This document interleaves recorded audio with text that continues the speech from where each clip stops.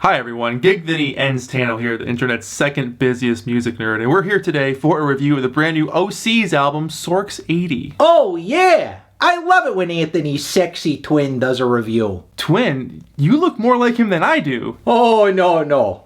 I'm not butt ugly. Okay.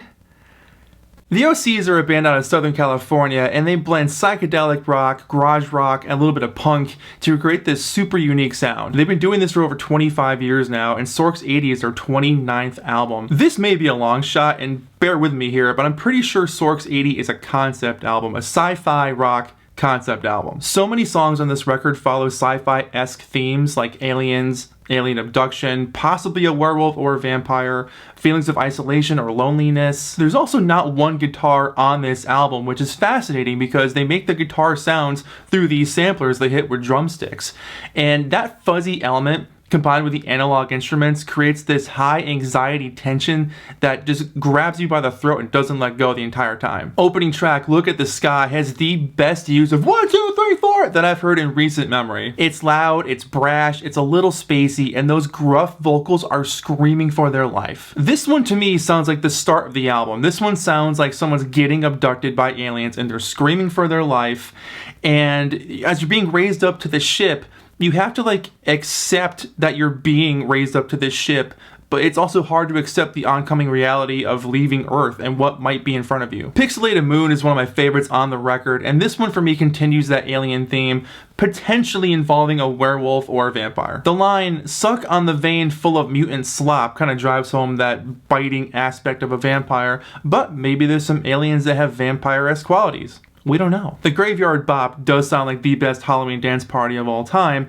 I love the computery sound effects, the fuzz feeling throughout this entire thing, and the overall tense atmosphere. Up next is Drug City, and this song for me is either about the aliens having injected you with something and you have to accept what this stuff is inside you and how to get out of that, or it's actually about a bad drug trip. This is a straight up fuzzy garage rocker, something the Sonics would have absolutely nailed back in the day, right down to those chugging saxophones in the background. Lyrically for me on this song, it's like no matter how deep in the hole you are, you can try to convince yourself as much as possible to get out of that hole, but no matter what you're doing, you're still stuck in that hole. The vocals on this thing soar over that rhythm section so maniacally, and I love how the song lets itself breathe at the end to experiment and kind of search around. Also, The Gorilla is one of the grooviest songs on the album, and this one for me sort of escapes the trappings of being a human.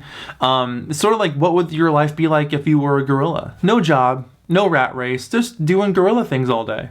You know, the What's Up refrain is super catchy, and the vocals on this one are a lot more subdued compared to the last few songs, which is kind of nice to give it some dynamics. The shuffle drums are hypnotic, and the song builds in just the right places.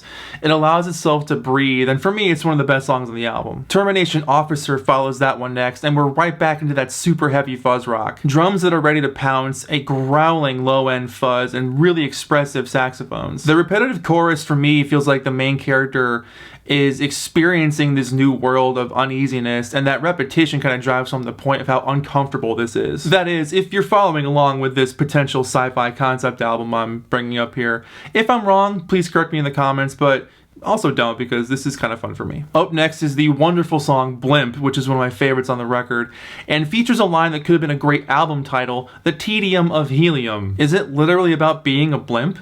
Is it a continuation of Drug City? Has this main character been so doped up that they think they're flying above a city?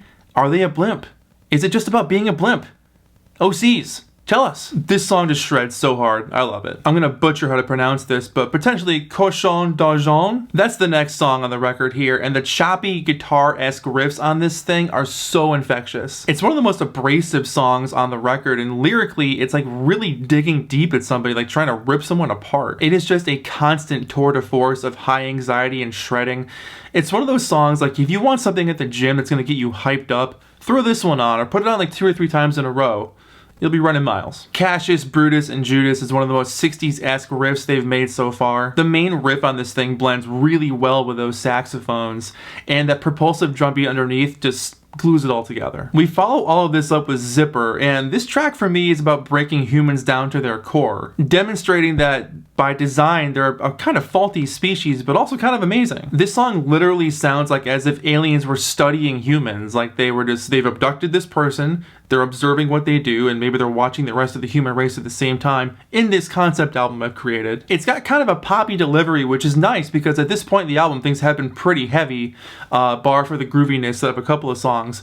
And it's nice to have that change up because when you get to things like that super joyous come on chorus, how can you deny how fun that is? Lear's Ears is the next track on this album, and I love that hi-hat and shuffle rhythm. I'm a sucker for that kind of stuff.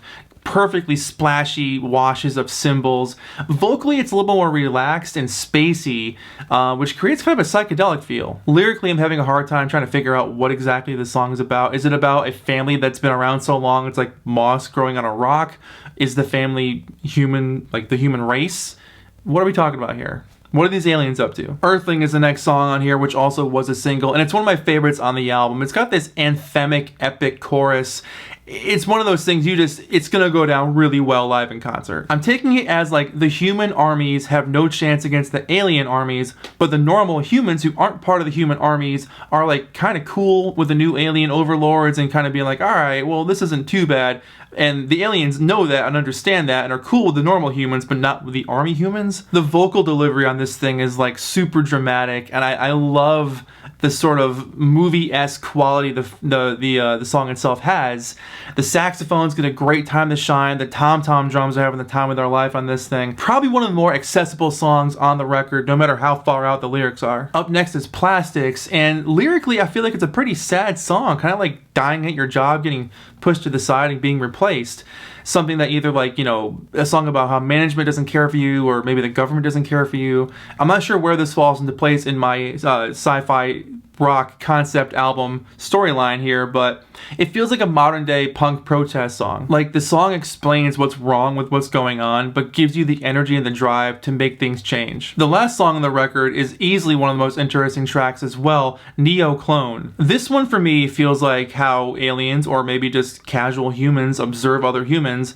It's almost like people just do the same thing and always have. Musically, again, the tom-toms take a journey, and I feel like vocally, it's a little Devo-esque, which I'm digging. Again, maybe this is from the point of view of the aliens, where they're like, can we change these Earthlings? What can we do with them? There's a chant that goes, kicking at the gods again, at the end of the song, and it's almost as if the aliens, or maybe just the person in the middle of the song, as a human, is like, can we change things? Can we make things different? Why do things have to be this way all the time? What can we do? Sorcs 80 really is a fascinating listen with enough dynamics and left turns to keep your head scratching and wondering what's coming next. Is it a concept album about aliens? Maybe. Is it a cohesive theme of ideas and thoughts about isolation and loneliness and exploration and observation? Yeah, probably. Whether it's a concept album or not, Sorcs 80 really is a wild ride. It's fun, it's energetic, it's gonna get your attention. These songs get to the point and then make you think about that point long after the song is over. I'm feeling a strong 7 to a light 8 on this album. Transition, have you given this album a listen? Did you love it? Did you hate it? What would you rate it? You're the best, you're the best. What should I review next? Hit the like if you like. Please subscribe and please don't cry. Hit the bell as well. Over here next to my head is another video that you can check out. Hit that up or the link to subscribe to the channel. Anthony Fantano, Osees, forever.